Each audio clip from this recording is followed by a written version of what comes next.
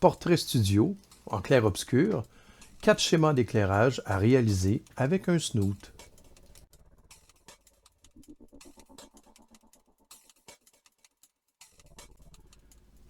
Le snoot, également appelé cone spot, est un accessoire modelaire de lumière utilisé en photographie de studio.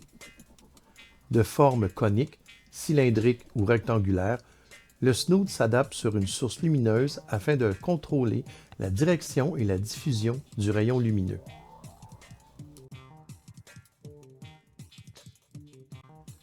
Dans ce petit document, nous verrons 4 schémas d'éclairage. Le premier, le Rembrandt, le deuxième, le split, le troisième, le rétroéclairage à 45 degrés diagonale, et le numéro 4, le dernier, le rétroéclairage. Ce sera suivi d'un petit debriefing, et puis on verra aussi comment on peut faire le snoot version maison.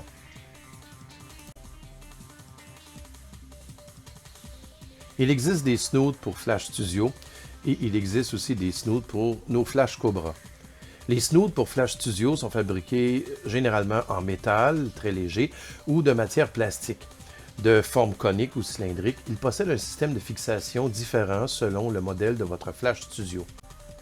Les snoots pour Flash Cobra sont en général beaucoup plus adaptables, voire même compatibles avec toutes les marques. Ils se fixent par un système d'attache adhésive de type Velcro et s'adaptent à la forme et à la taille de votre flash. De surcroît, ce type d'accessoire est très abordable, comptez un investissement de 8 à 20 $.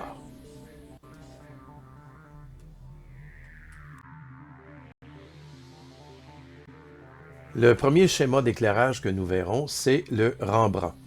Le peintre Rembrandt utilisait dans ses tableaux un éclairage assez sombre qui plongeait les modèles dans l'obscurité en ne laissant qu'apparaître qu'une seule moitié de leur visage et en dessinant sous l'œil de l'autre moitié un petit triangle lumineux formé par l'ombre du nez.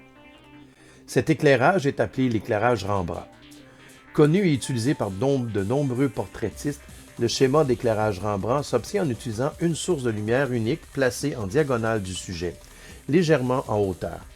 Pour obtenir la formation du triangle, vous devrez alors faire varier les différents angles du rayon lumineux en fonction de la morphologie nasale de votre modèle.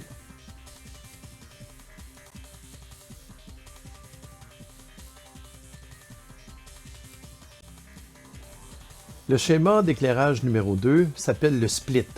Le split signifie diviser en anglais. Le schéma d'éclairage du même nom propose une division du visage de votre modèle par la lumière, à savoir une moitié éclairée et une moitié dans l'ombre. Pour réaliser ce type d'éclairage, vous devrez donc positionner votre modèle de face et votre source de lumière à 90 degrés de ce dernier. Très simple et rapide à mettre en place, le schéma d'éclairage split propose un portrait original de caractère.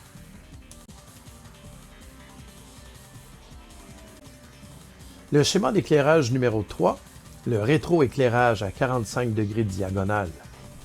Le rétroéclairage, appelé également le backlight, se caractérise par sa position située en arrière de votre modèle.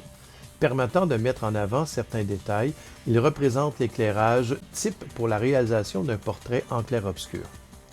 Pour réaliser un schéma rétroéclairé à 45 degrés en diagonale, vous devrez donc simplement placer votre source lumineuse en diagonale derrière votre sujet.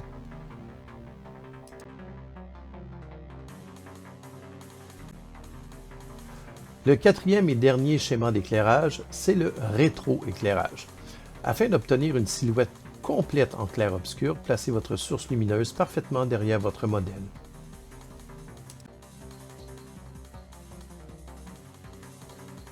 Donc, on a pu voir qu'avec une seule source lumineuse, style lampe de poche à la limite, vous pourrez donc obtenir rapidement et facilement, en fonction de l'angle et de la hauteur de votre flash, de nombreux éclairages et des effets différents.